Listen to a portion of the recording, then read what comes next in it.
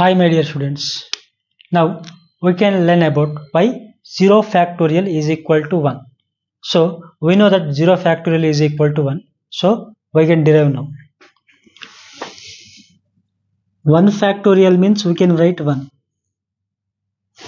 2 factorial means 2 into 1 into 1.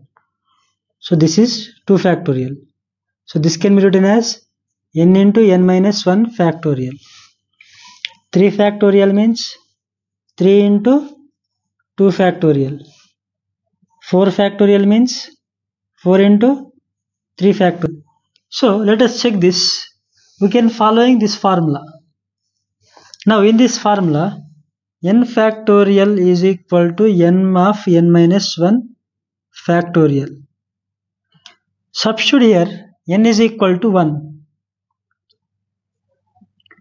1 factorial is equal to 1 into 1 minus 1 factorial. 1 factorial means 1 value. 1 into 1 minus 1 factorial means 0 factorial. So we are satisfying 0 factorial is equal to 1. Thank you.